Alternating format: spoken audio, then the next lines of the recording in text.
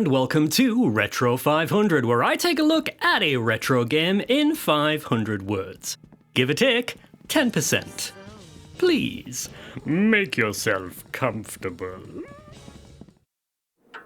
I found myself walking through a deep forest in a thick fog. How did I get here? I should have been home by now.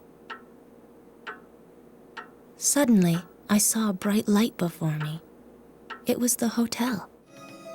Gregory Horror Show was developed by Capcom for the PS2 in 2003 and released only in Japan and Europe. It's based on a series of Japanese CGI shorts of the same name and tells the story of a lost and confused girl, or boy, who ends up trapped in Gregory House, a hotel owned by the old creepy mouse, Gregory. Do you need a room for the night? My. You certainly do look exhausted, don't you? Well then... Upon falling asleep from exhaustion, the protagonist is visited by what is possibly the cutest ever depiction of death. Come on now, throw away all them worries. Forget about them. And is offered a chance of escape in exchange for bringing him the 12 lost souls within Gregory House. While it sounds simple, said souls are currently under the care of the mostly insane and fairly demonic hotel guests, few of whom will give them up easily. Catherine, are you listening to me?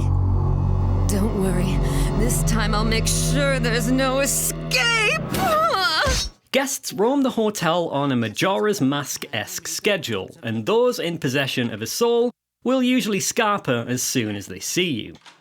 In order to figure out their weaknesses, a bit of tactical espionage action is required, and this is mostly done by peeping through keyholes.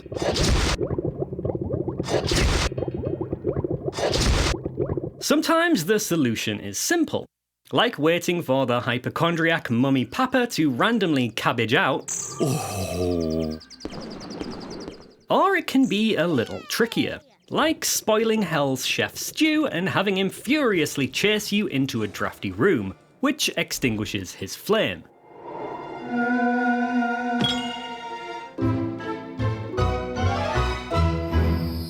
After nabbing a soul, you can either give it straight to death, or keep hold of it in order to stop the mental gauge, which is your health bar, from depleting as quickly.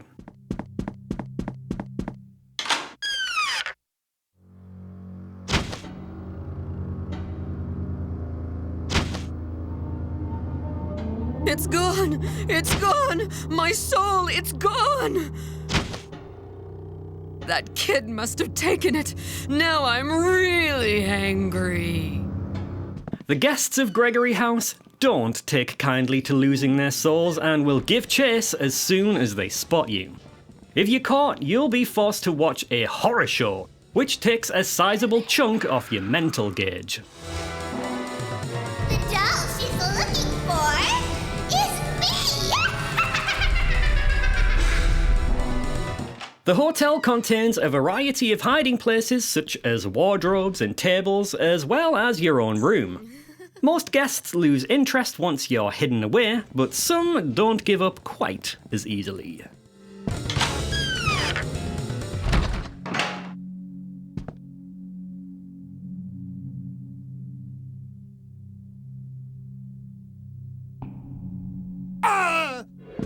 Stealth quickly becomes an essential gameplay element and makes the last half of the game extremely tense due to the sheer number of angry guests patrolling the hotel.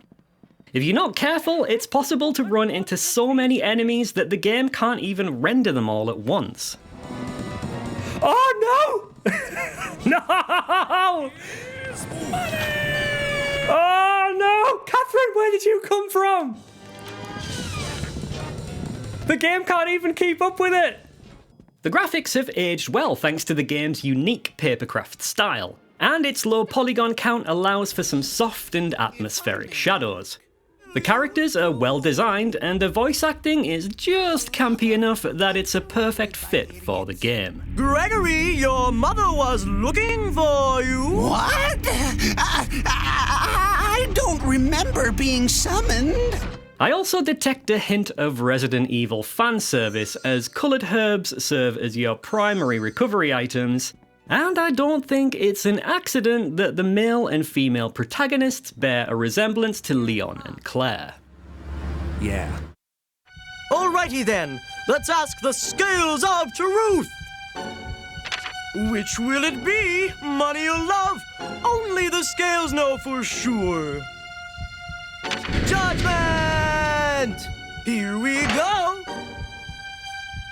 Survival horror has been around for, 2 or 3 years now? In that time, we've seen a variety of games, some sticking to their roots and others pushing the genre in new directions. In some ways, Gregory Horror Show does a bit of both.